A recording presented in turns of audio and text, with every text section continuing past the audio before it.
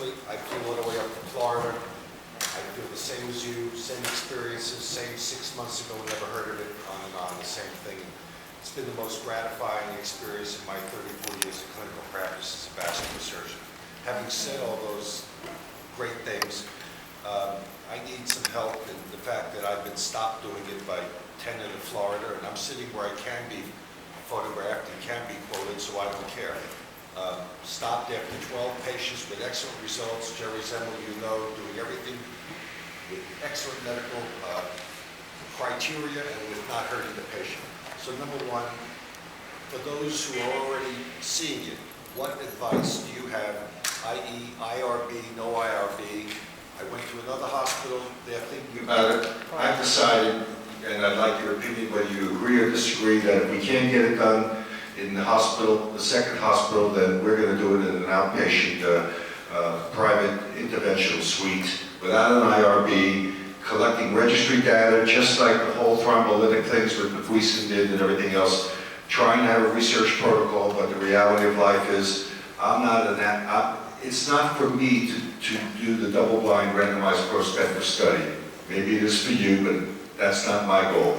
My goal right now is I'm sitting with 80 plus patients on an Excel sheet, desperate, and I believe that I've helped them. I feel frustrated, and that's why I came here.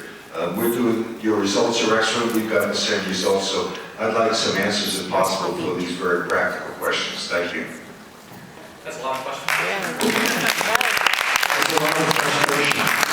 Well, I understand that. I mean, I think that I take it twofold. First of all, I think the research needs to get done. I think it's incumbent on people who are doing this, if they have the ability to work under an IRB, I think it's important. We have an IRB protocol that's going through the process right now.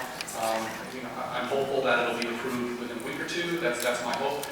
Before that, we work in an extremely understanding hospital setting, very progressive hospital setting, and we've been able to kind of have this ramp up in our hospital setting.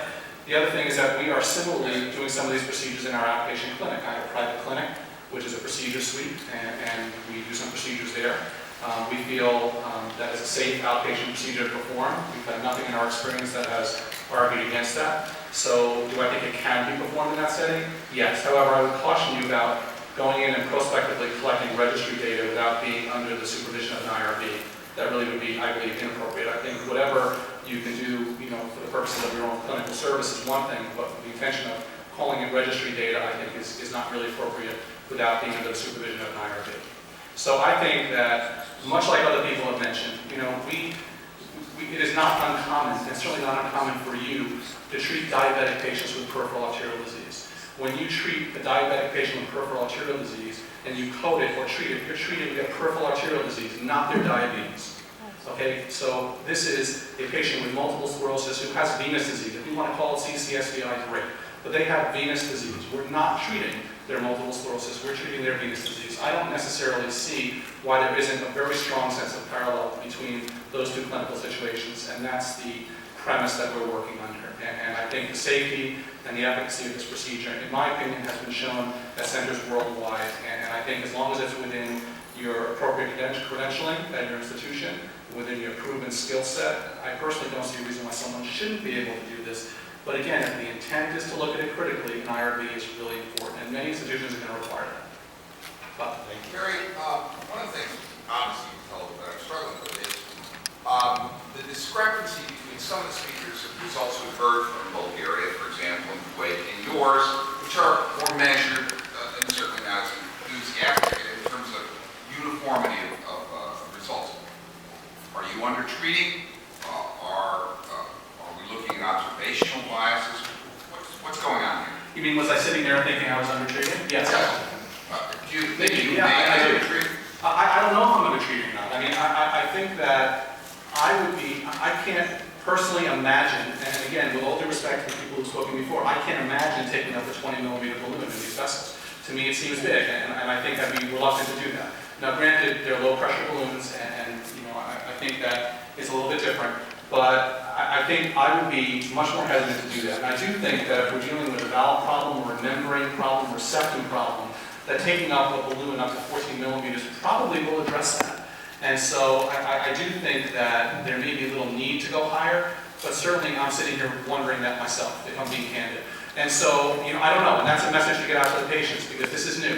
And so it's almost like every time we talk about this, and as these talks become public and people hear about what we're saying, they're going to wonder now if we've been undertreating, and everyone's going to, who's been treated is going to want to come back and be retreated with larger balloons. And I don't think we're at that point yet. This is new. I think it's still, despite the good results that we've heard about today, and I'm very encouraged by them, it's still somewhat speculative until it's kind of proven across the board. Thanks. Okay. This is quick and short, and this is the last talk.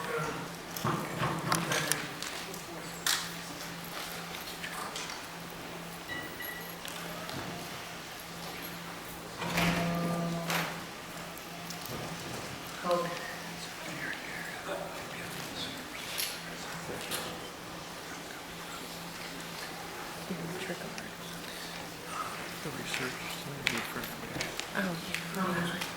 It's nice.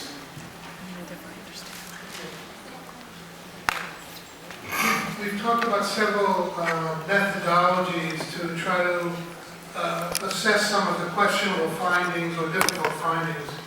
And when I met with Paolo the first time in Ontario, and he described to me what we were looking at, which was essentially a lot of stiff valves and stiff veins that didn't dilate. I came home totally confused, not knowing how I would differentiate normal from abnormal, collapse from stenosis. And I just said, I'm going to try IVUS for every case to see what I could do. And I thought IVUS was pretty helpful, and in three areas predominantly. One in assessment of the diameter of the vessel in a dynamic way. By activating the thoracic pump during IVUS, you can see distension and collapse, distension, collapse, very helpful. Also in the presence of compliance and how much distensibility there is, anticipating the need for stents and having a great deal of trepidation about undersizing stents. And third, if the valve was stiff, how could I see the valve? And we were able to use the IVUS to evaluate and look at the valve while it's during in an ad hoc way. It was very helpful. And then we discovered a few other abnormalities that we didn't anticipate. And we've talked about this already. The narrowings that we see are either strictures, i.e. fixed narrowing, or compressions by some adjacent structure that overcomes whatever radial force the vein actually has at low volume. We have hypoplasias, which we've seen several people show very interesting hypoplasias. Of course, we could have strictures if this were an inflammatory disease, and it probably is an inflammatory disease, although not in multiple sclerosis and some of the other cases. I've seen it from radiation, and I've seen it iatrogenically, of course. And finally, the narrowing could be that we just have not just a stiff valve, but a fused valve, where the ostium of the valve, it becomes an ostium when it's all fused, and the contrast has to trickle through a narrowed valve that doesn't really open up.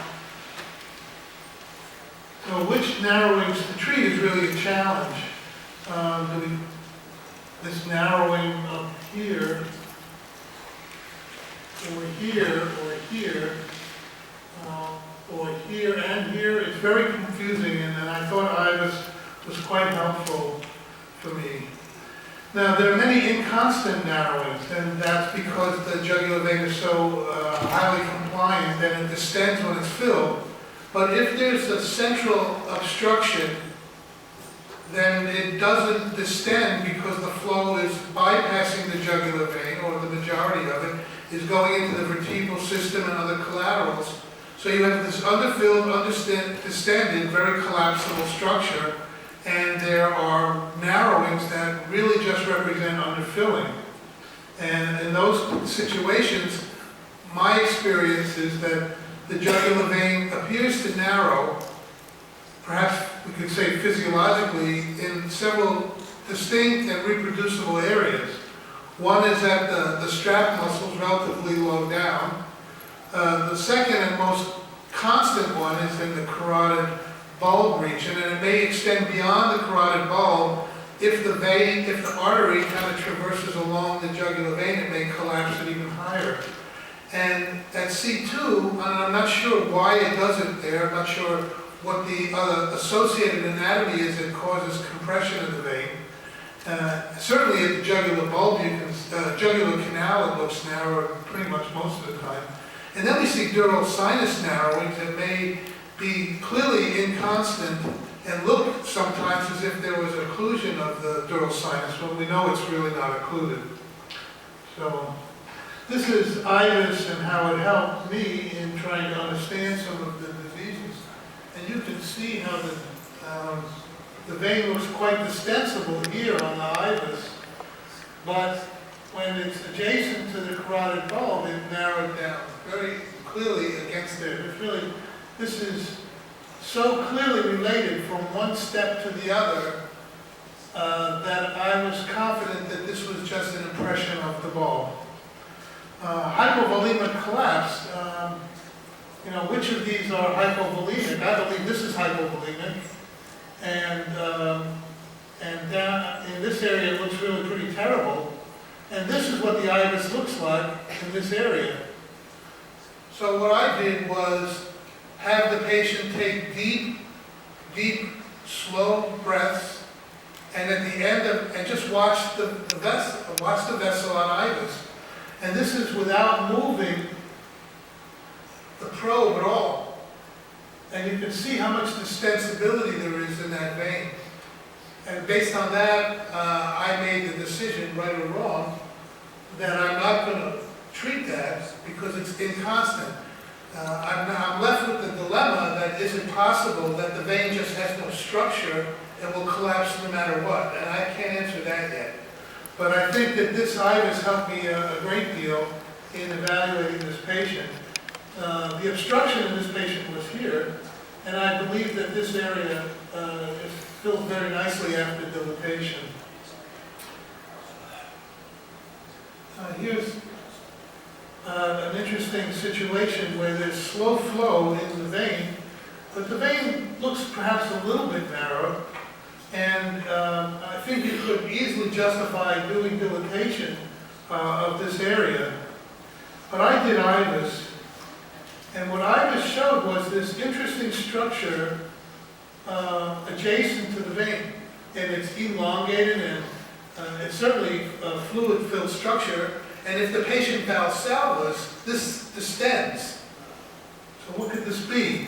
Well, having done it a few times now, I know what it is. And it's what I would call a duplication, incomplete duplication of the vein. So in my brilliance, I pulled the catheter out of the jugular vein to prove it. And here you can see this blind ending sac sitting posterior to the vein. And this does two things. Sometimes, if the external jugular vein fills rapidly into this area, it washes into here and can hide the stenosis behind this duplication, which opacifies, superimposed on the vein. In this situation, I then spent 45 minutes trying to recatheterize the jugular vein. It made it so difficult, and for science we did that. And you can see the dilatation here, and we were able to get a good flow on that situation. This is another one that's obstructing. Again, now you've seen it once, you'll recognize it on IVUS. This is another duplication. Sorry, this is the duplication, and this is the jugular vein. And it doesn't show very well here, but you can see that I've injected the duplication on this image here on the far right. And it extended tremendously far up. So if I were unfortunate enough to have put the catheter into that first, I would have said the jugular vein is thrombosed and not filling the rest of the jugular vein, and it wasn't real at all. It's just a duplication or a septum with two lumina. You know, that's a semantical issue here for me. And this patient did not do well. This went on to thrombose. And this the duplication is sitting right here. And whenever that patient would strain or anything, it would compress and collapse that jugular vein. I think it's an important observation. Many times when you do a contrast study, you'll see the contrast hanging up on the valves like this. And IBIS is very useful here. And this is just a good illustration of what a fixed valve looks like. The lumen, let's see if I can get this to work. The lumen extends out here, but the valve only comes out to here. So what we're seeing is an incompletely opening valve. Sometimes I can imagine it that it's like a flutter. It never does this, it just does this. And effectively we have a stenosis, and I think it's helped me understand that the narrowings that we see sometimes are valves that are malformed and fused, leaving a sort of a hole through which the contrast medium blood goes. And I've shown that before, and that's what we're seeing is this really ridiculous situation of multiple valves that are stuck.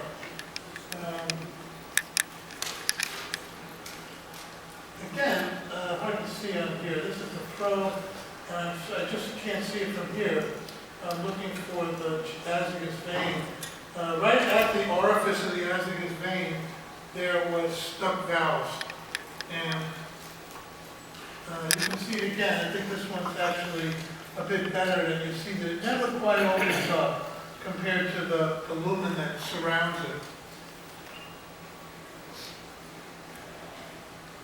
And it's hard to see, but this is the actual stenosis. And it's retrospectively, of course. We saw this first, we saw the narrowing, and we pulled down the iris right to here, and you can just watch as your lumen gets smaller, normal size, and all of a sudden it's small. I don't think it's particularly helpful in here, but it is something that we can see. And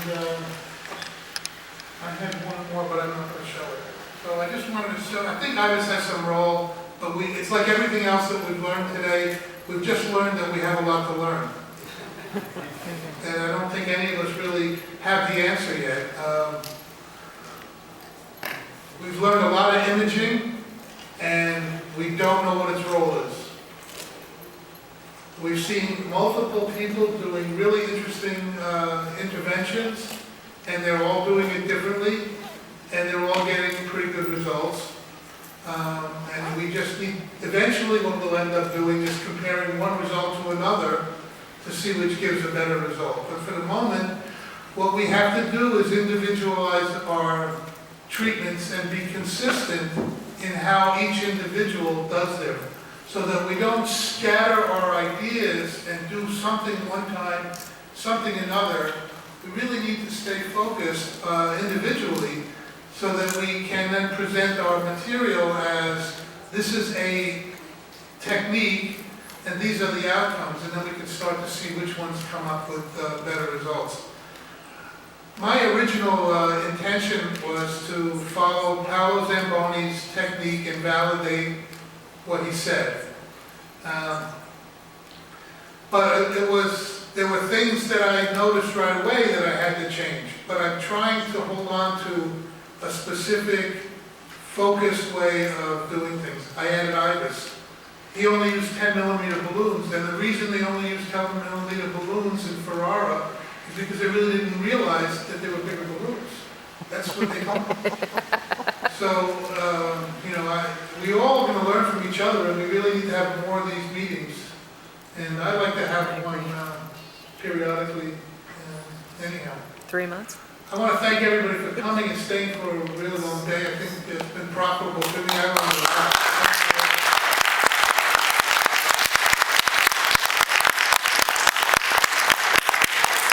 It's our intention to take the video and get it on YouTube as soon as we can, but I'm sure I'm going to be beaten.